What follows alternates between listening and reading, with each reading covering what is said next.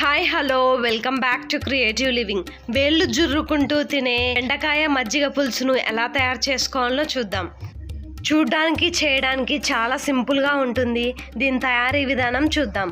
ముందుగా ఒక mixie jar తీసుకొని అందులోకి 1 కప్పు వరకు పచ్చి కొబ్బరి ముక్కలు వేసుకోవాలి. తర్వాత 1 కప్పు నానబెట్టిన శనగపప్పును వేసుకోవాలి.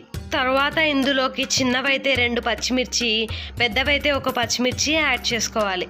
ఇప్పుడు ఇందులోకి 2 ఎండుమిర్చిని యాడ్ చేసుకోవాలి.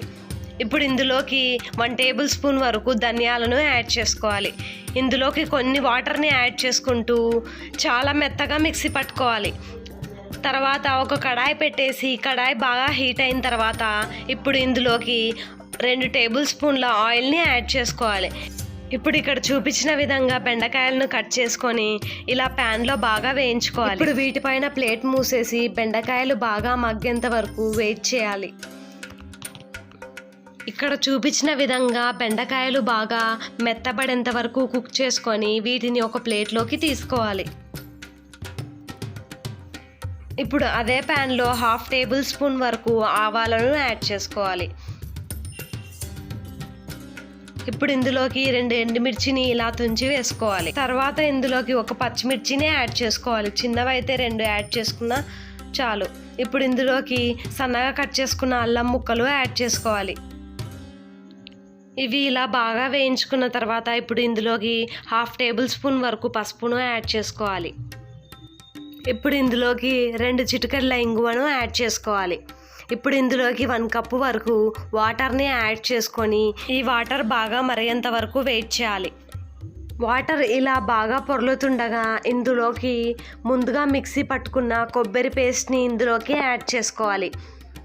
మొత్తం యాడ్ చేయకుండా 2 టేబుల్ స్పూన్స్ కొబ్బరి పేస్ట్ని పక్కన పెట్టేసుకోవాలి. ఇప్పుడు ఈ కొబ్బరి పేస్ట్ అంతా బాగా కుక్ చేసుకున్న తర్వాత ఇప్పుడు ఇందులోకి కొంచెం కరివేపాకును యాడ్ చేసుకోవాలి. ఇప్పుడు ఈ కొబ్బరి పేస్ట్ పైన మూత పెట్టేసి ఈ కొబ్బరి పేస్ట్ అంతా బాగా ఉడికేంత వరకు వెయిట్ చేయాలి. ఇప్పుడు మూత తెరిచి ఇందులోకి చిలక్కొట్టిన పెరుగును యాడ్ చేసుకోవాలి. ఇలా చిలక్కొట్టిన పెరుగును వేసుకున్న తర్వాత ముందుగా మనం 2 టేబుల్ స్పూన్స్ పక్కన పెట్టుకున్న కొబ్బరి పేస్ట్ని ఇందులోకి యాడ్ చేసుకొని ఇలా బాగా మిక్స్ చేసుకోవాలి. ఇలా బాగా మిక్స్ చేసుకున్న తర్వాత ఇందులోకి 1 లీటర్ వాటర్ని యాడ్ చేసుకోవాలి. ఇలా లీటర్ వాటర్ని యాడ్ చేసుకొని బాగా మిక్స్ చేసుకున్న తర్వాత ఇప్పుడు మూత పెట్టి ఈ మజ్జిగ పులుసునంతా ఒక పొంగు వచ్చేంత వరకు బాగా ఉడికించుకోవాలి. ఇలా బాగా ఉడికించిన మజ్జిగ పులుసులో ముందుగా వేయించి పెట్టుకున్న బెండకాయలను ఇందులోకి యాడ్ చేసుకొని మజ్జిగ పులుసులో ఉన్న ఫ్లేవర్ అంతా బెండకాయ ముక్కలకి బాగా పట్టుకునేలాగా ఒక ఉడికొచ్చేంత వరకు బాగా కుక్ చేసుకోవాలి. ఇప్పుడు లాస్ట్లో కొత్తిమీరను యాడ్ చేసుకొని ఇక సర్వ్ చేసుకోవడమేనండి. ఎంతో టేస్టీగా ఉండే బెండకాయ మజ్జిగ పులుసు రెడీ అయిపోయింది. ఇది అన్నంలోకి చాలా బాగుంటుంది. ఒక్కసారి తిన్నారంటే అస్సలు మర్చిపోలేరు. ఇలాంటి మరెన్నో క్రియేటివ్ వీడియోస్ కోసం ఛానల్ని లైక్ చేయండి, షేర్ చేయండి, సబ్స్క్రైబ్ మాత్రం మర్చిపోకండి.